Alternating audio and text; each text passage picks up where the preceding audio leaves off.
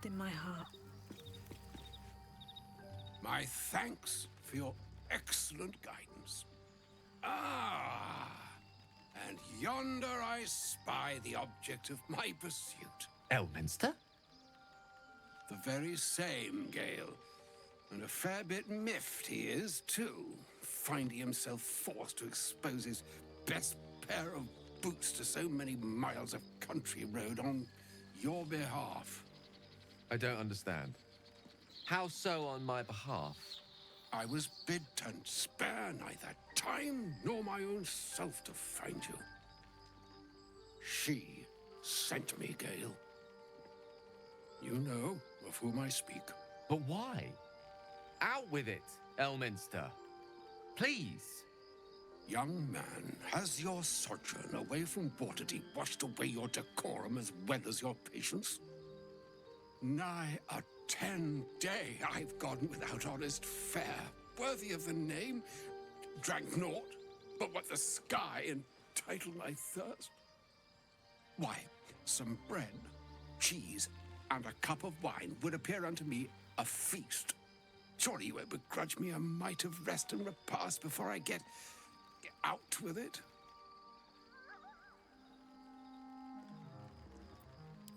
Oh, for the love of... Fine, fine. Plenty to digest, after all. A good deal to stew over, if you will. Words ladled with import should be savored so as to better absorb their meaning. Wouldn't you agree? Elminster! Right. You see,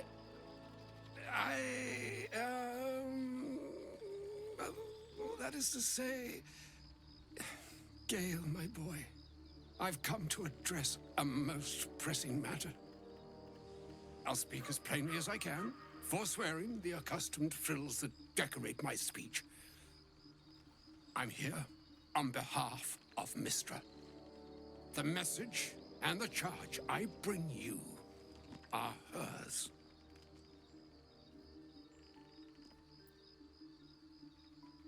Oh, Mistra's delicate feet are ill-suited for the hardships of the road.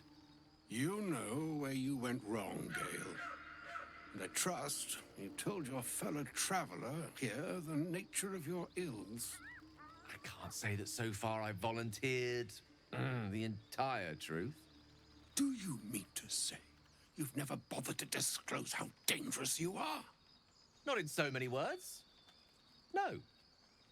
Then you two have much to discuss after I'll have taken my leave. In short, Gale, through his own doing, has become a living explosive that could wipe from this world this very gathering, and much more besides. For his folly, Mystra forsook him. But now she has decreed he is to be given a chance of redemption. Mystra would consider forgiveness. She would consider what she considers to be forgiveness.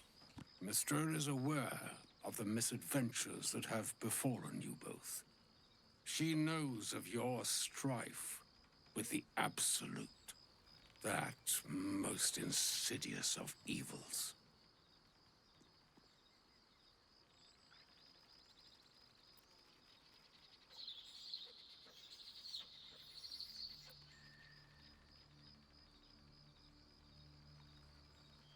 By circumstance, but not by purpose, I swear. I never intended you any harm. His acts were misguided, yes, but I assure you that deep down he has a heart of, well, let's say, at least silver, which is more that can be said for the foe you face. You must know that the Absolute is more dangerous than you can possibly conceive. It threatens all who live, even those who are undying. It threatens the gods, the weave, the very fabric of the universe itself. That is why I have come here to charge you, Gale, with its destruction. It is Mystra's belief that only you can.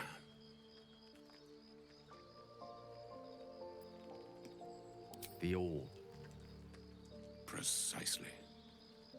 That which renders him so dangerous is an orb of Netherese origin that is buried within his chest.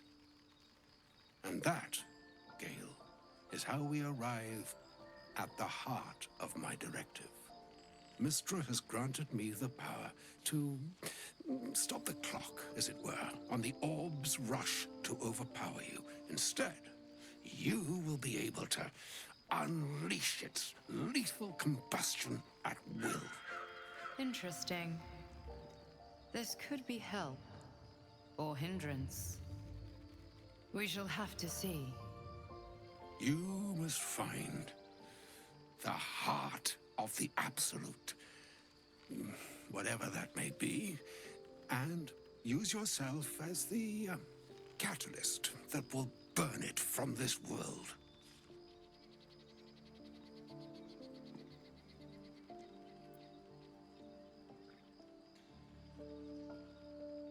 He is not. But it seems that Mystra is. It brings me no pleasure saying this, my friend, but such is Mystra's will. Yours must be the sacrifice that will undo the Absolute. And for your sacrifice, you will be redeemed. Such is Mystra's promise. With that, I've said my sorry piece, and need only bestow unto thee the charm I was bid. Meine hastra mistrariel, Idalion, thras annas difra.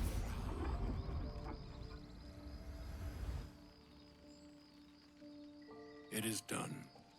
Both charge and charm have been committed into your care. To you, I commit into care Gale himself. I count on you to shepherd him well on this strangest of journeys.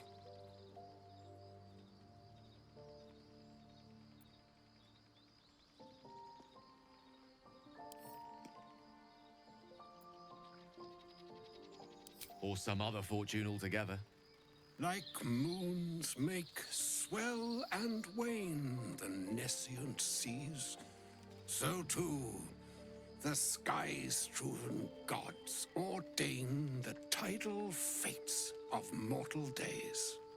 And yet, an ocean born in lonely hours, come ebb, come flow, come all that is beyond the breadth of our dominion. Be a moon unto yourself. Even the waves of fate can break upon the shores of will. Farewell, my friend. Farewell, Elminster. I'm glad she chose you.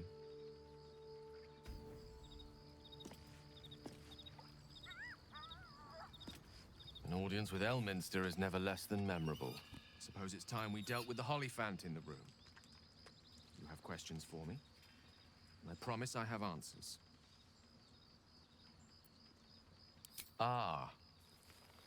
Well, that's a rather long and complicated story. I'm what one might call a wizard prodigy. Who from an early age could not only control the weave, but compose it. Much like a musician or a poet. Such was my skill that it earned me the attention of the mother of magic herself. The Lady of Mysteries. The goddess Mystra. She revealed herself to me and she became my teacher. In time, she became my muse. And later, even my lover. Oh, yes.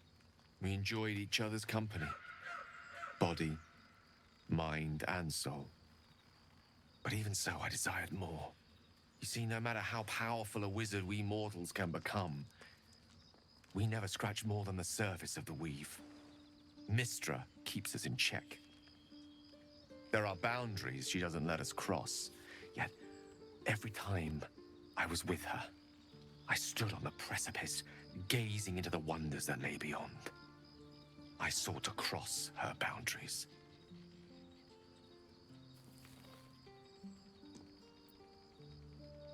I tried to convince her. I pouted. I pleaded. Swore my ambition was only to serve her better. She only smiled and told me to be contented. Inconceivable as it seems to me now, I shared a bed with a goddess, yet I wasn't satisfied. So I sought to prove myself worthy to her instead. We come now to the crux of my folly. Shall I share the story behind it, or would you rather head straight to its sordid finale? Very well. Here goes. Once upon a very long time ago, a mighty lord lived in a tower.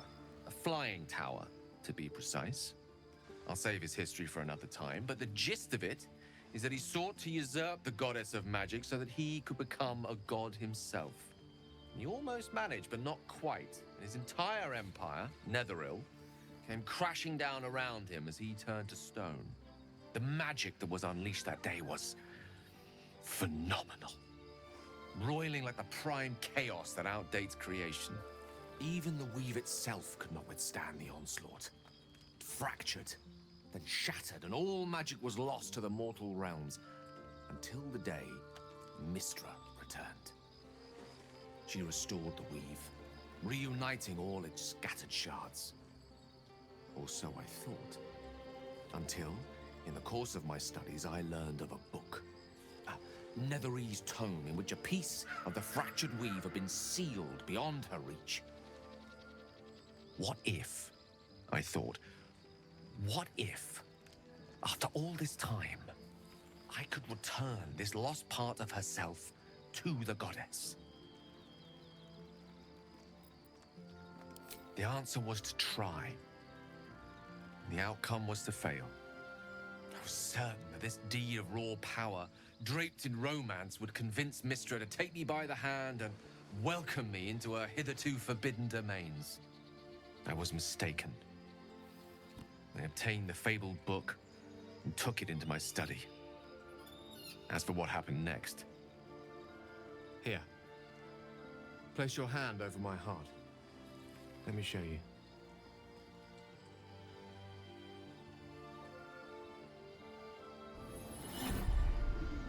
You feel the tadpole quiver as you realize Gale is letting you into the dark.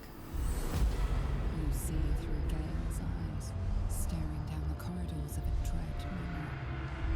The book bound and suddenly opened.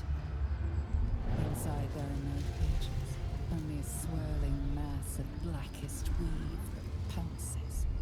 Its teeth, its claws, it's unstoppable as it digs through and becomes part of you. And gods, is it ever hungry.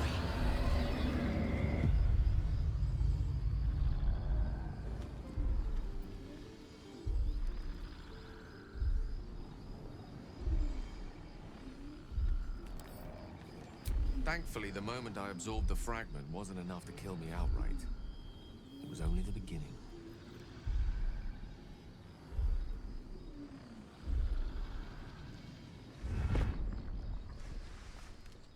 This Netherese blight, this orb, for lack of a better word, is balled up inside my chest. And it needs to be fed. As long as I absorb traces of the weave from potent enough sources, it remains quiet. Were it ever to fully destabilize, however.